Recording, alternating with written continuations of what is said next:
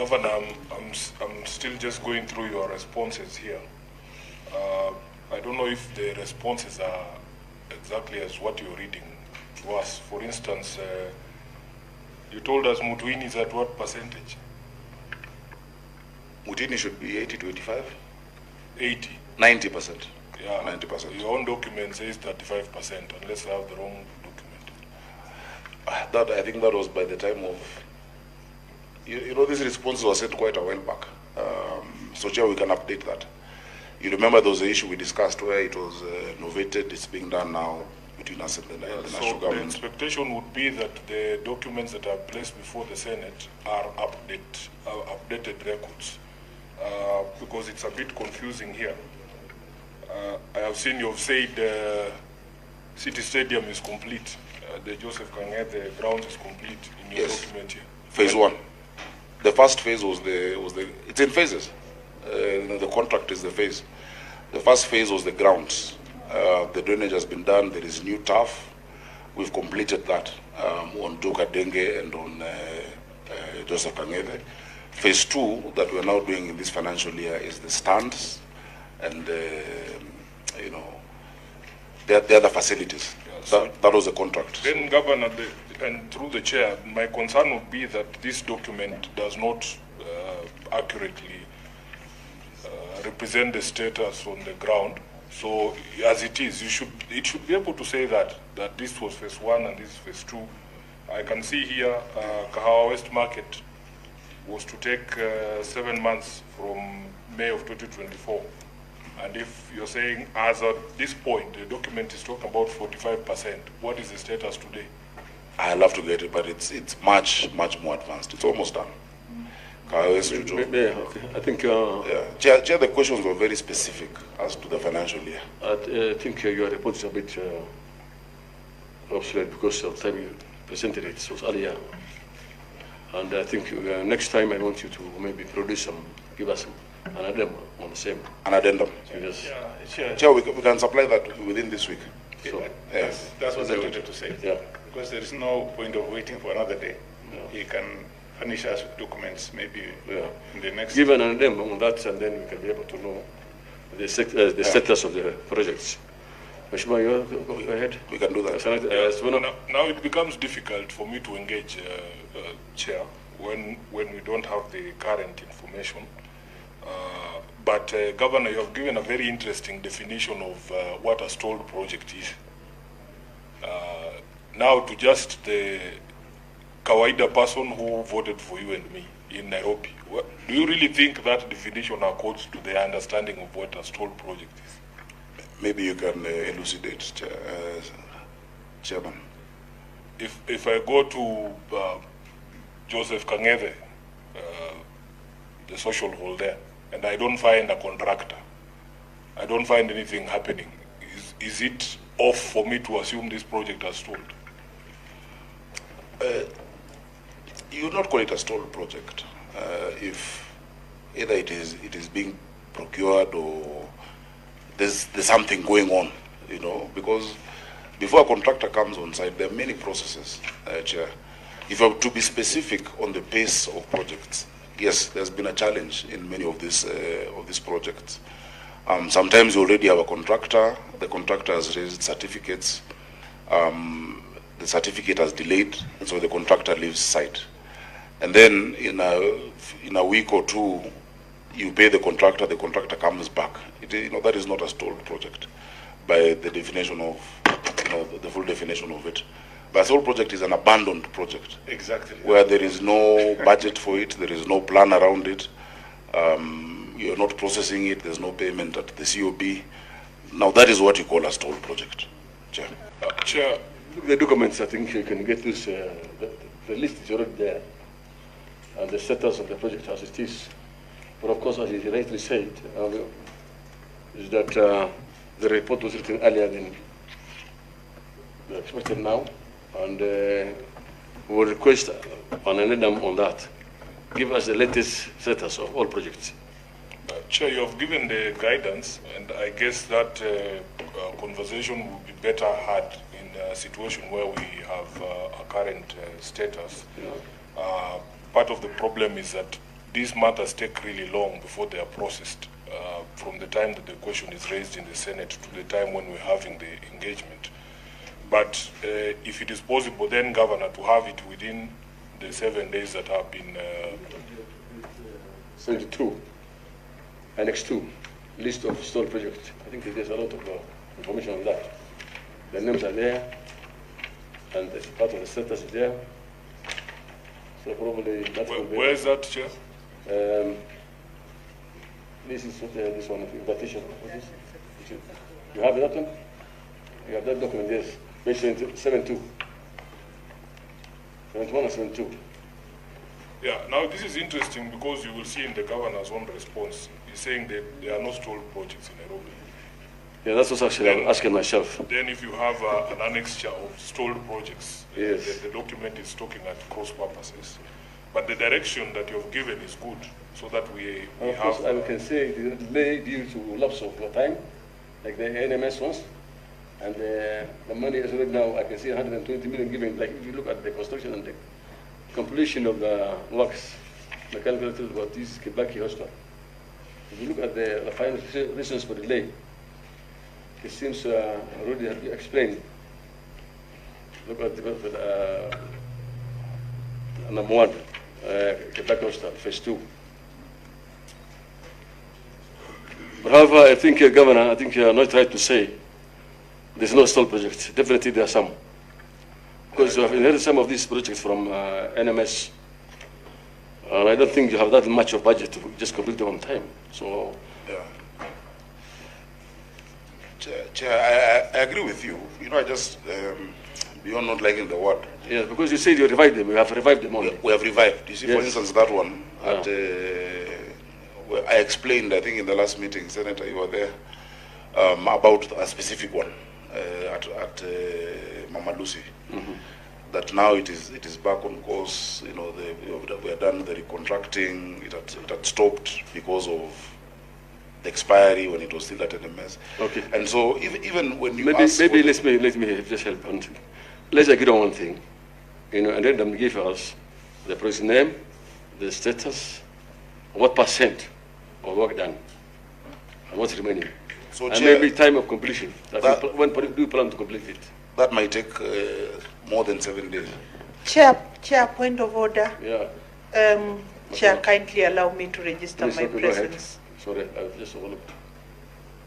Thank you. Go ahead. Perish Tobiko is my name, a member of the committee. Thank you. Thank you. Welcome. Thank So you. how long will it take? That will take you? How long will it take? How much time do you require for that? Maybe 14 to 21. You have to take your project management units to each and every site. We have 85 wards. And there are very, very many projects in all the 10 sectors. And so we have to get the exact status. I wouldn't want to bring inaccurate information. If you give us that, then allow a written submission so that by the time it comes, it is up to date. Because we know we've had issues of scheduling here and there. And Chair, I would also like, because I know you're going to visit some of the projects, you know, that we can actually look at some of those together. So if I think 21 days be okay, economic planning, 21? Yeah, my chief officer tells me that is sufficient. Mheshimiwa Onyonka. Thank you, Chair. There are two things that have confused me.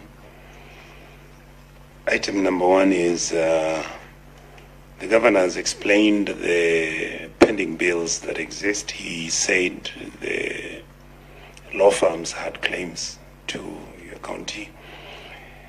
And I wanted to ask, the projects that you have, either those that are unfinished, those that are ongoing, and those that are previously undone, and there are maybe, I don't know, you may have new ones. Is there a possibility that you could explain to us with some matrix what the pending bills are all on these projects, what they are? In other words, out of the ones which are pending bills, which were historically carried forward, right, when you came in as governor, then you come with the ones you've started, And if possible, you could just explain to us the ratios.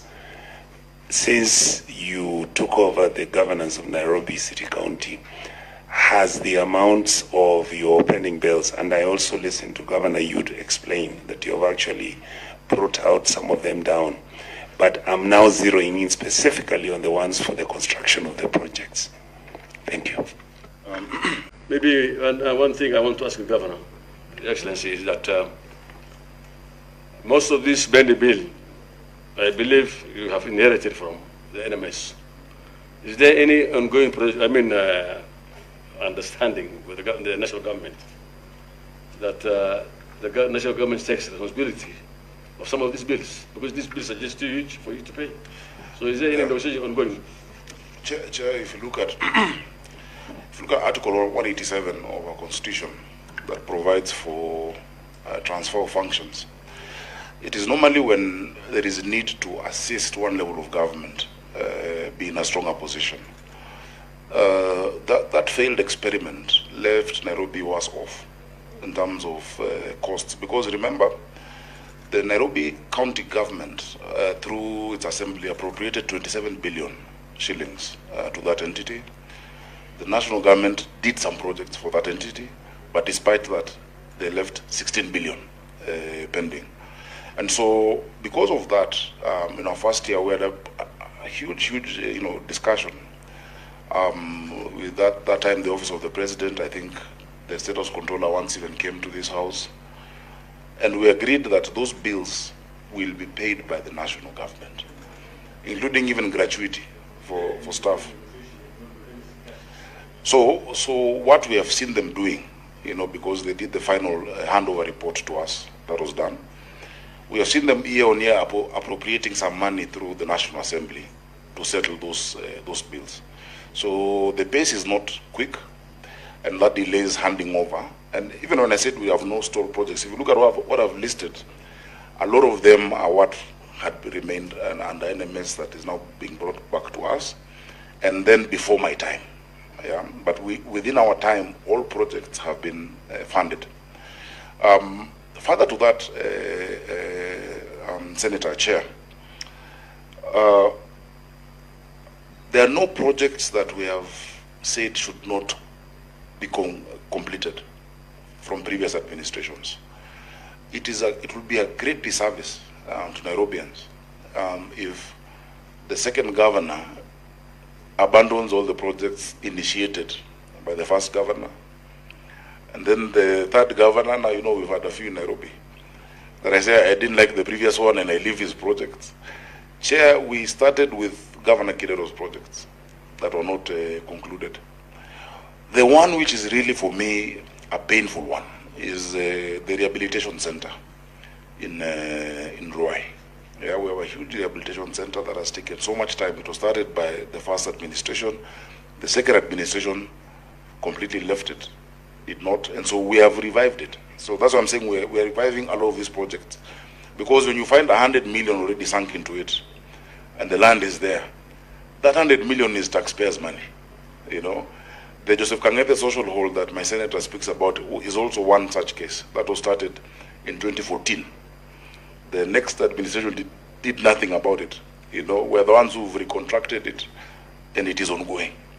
So Chair, I think to answer Senator Catherine Muma, maybe an updated matrix, the one we're doing in 21 days, will be useful for us, because not only will I bring the projects and our plan, I will also appeal to the Senate, pursuant to Section 6 of Urban Areas and Cities Act, for a special consideration of a conditional grant to the capital city, putting us just on the same formula. And I've grappled with this even from the time I was here. Having us on the same form, and I don't want to belittle any other county, but there are certain things that a capital city must have addressed as a matter of national interest and national priority. I keep giving the example, if Engineer Tirop's sector does not get allocation and he cannot pay the lights, it's a national security crisis, for instance, for the power. And that is why, we have negotiated and have now written to the Ministry of Energy that for Nairobi City, you know, if you look at your power bill, all of you pay power in Nairobi, I'm sure. I don't know, Senator Perez pays Tobiko, whether you stay in Nairobi now. But in your power bill, you will find an amount called REP. That REP is rural electrification. And you pay your bill in Nairobi, a huge amount, almost 3.4%, is going to rural electrification. But you need street lights outside your house. And so I've told EPRA and the Minister for Energy that for Nairobi, the REP amount, because the Nairobi power bill is 8 billion every month. Or rather, Nairobians pay 8 billion to Kenya Power. If we had 3% of that 8 billion ring-fenced towards public lighting, the city will be lit, because that is more than 300 million every month, just for the lights, for the cables, etc. So those are the progressive discussions that we need to have, and I think this committee actually is best placed to move us. We've seen devolution for 13 years. We've seen what has been attempted in the capital, including retransfer, but we can now be able to do a report and say, look, this is how, because Section 6 of Urban Areas and Cities Act has never been implemented. And it provides for a special arrangement between the capital as the hub, a regional hub. You know, yesterday I was at the airport receiving the Prime Minister of Malaysia, you know. I know there's no other governor who would go do that because he's coming to the capital. We're doing an MOU with his capital, you know, we've done one with LA. There's certain things that Nairobi needs, that formula of distribution, or rather of equitable share, cannot address for the capital. And that is our biggest challenge. So I'll bring those projects and we say, okay, this is my budget. I will lay it all out. This is what we need. How can you help us finance those needs, Chair? Thank you. Thank you. Chair, there's a question that Senator Onyonka asked.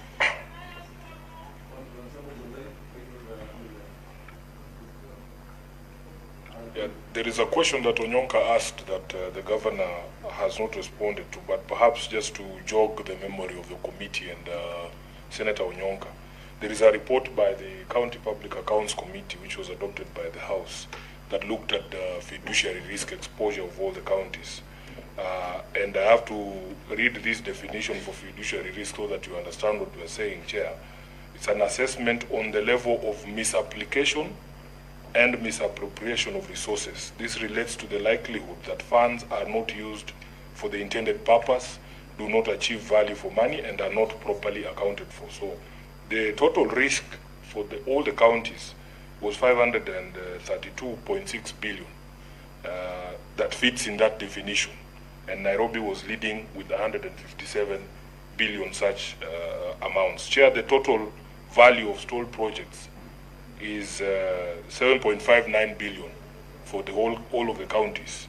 But out of that, Chair, you'll see, like, for our 4 hospital projects alone, we are talking a total of about 1.36 billion Kenya shillings. So it's a serious issue, Governor, and I wish that we would focus on that before we start looking for governors of LA to come and sign agreements with us. We need to resolve our own issues here. We finish Joseph. We're not doing that, Senator. But I agree with you, and I'd love to see the report Chair. on fiduciary risk.